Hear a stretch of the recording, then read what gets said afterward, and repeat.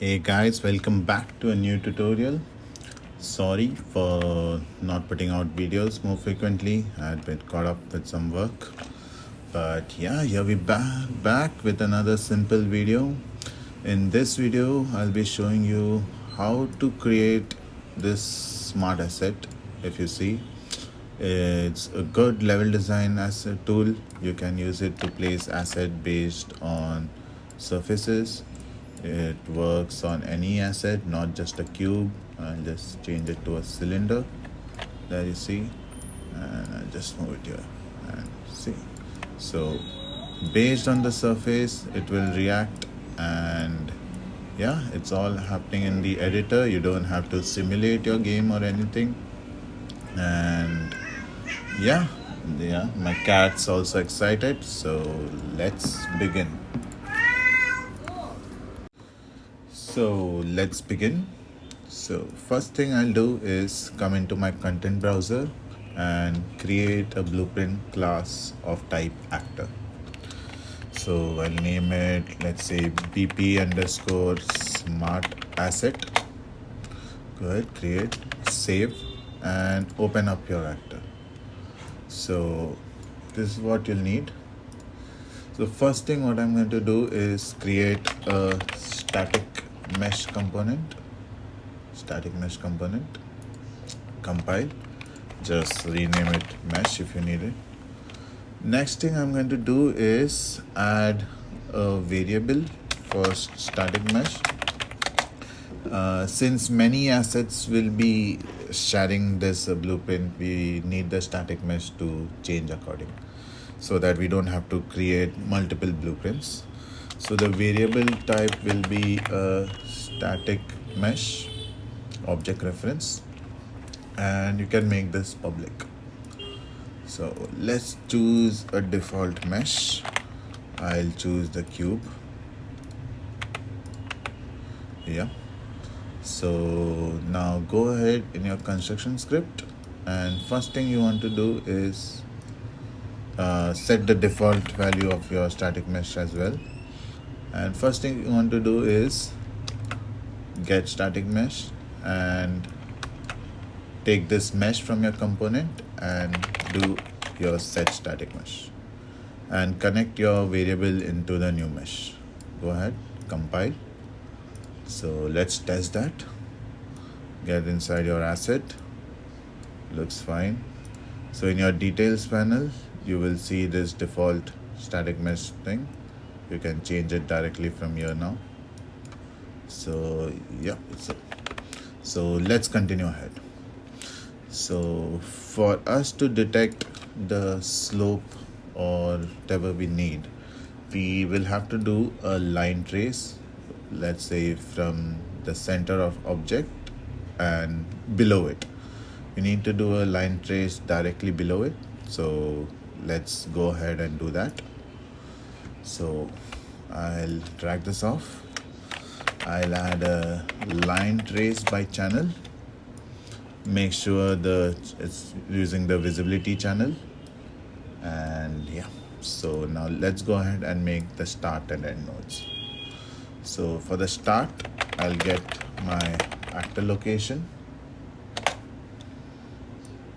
and I'm going to add. So for this, what you need to do is get your get actor up vector, and let's say you can multiply this by 50. So I'll change the variable type to float and multiply this by 50. So that is your start. I'll just make some space. The end is something similar. I'll duplicate my get actor location node, and this time instead of adding, I'll do a subtract, and this will remain the same, and instead of 50 we'll just make it 500. Connect that and add it to the end node. So again, make some space, make sure your blueprints are always clean. It helps in the long run. But yeah, So now we've got a line trace. Let's test if it's working. I'll keep a debug of single frame so that we know. So you won't see anything directly, but whenever you move the object, you'll see. Yeah.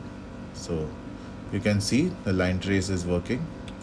So now that we have that, the next thing we want to do is rotate the object according to the slope surface. So that should be pretty simple. So yeah, come ahead, come over here, and let's say, okay, from your out hit, you can break hit result, and also make this true. Only if it's hitting, you should do that. Okay. And what we need is the impact normal. So from your impact normal, you can make rotation from Z and set that as your actor rotation. So let's set actor rotation, and this should be a new rotation. And I think that's pretty much it. It should work, yeah. As you see, if I move it here, it's straight again. Move it on our curve surface. Press the end key on your keyboard. It will, oh, it snaps way below, but yeah. So that's because of the pivot, but yeah, we should solve that. So as you can see, it's working fine. If you change your to local space, it's even better. Oh, sorry. Yeah. So I think local space is weird. I'll change it back to world space. And yeah. So if you need, you can add another offset to this, and that will give you more control. You can, let's change the mesh and see if it works. I had downloaded some mesh. As you can see, it works on organic meshes as well.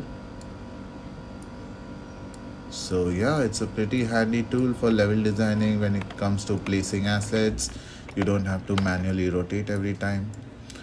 Do let me know if you all want a part 2 of this with a more advanced version of sticking to wall, or probably having more individual rotation controls.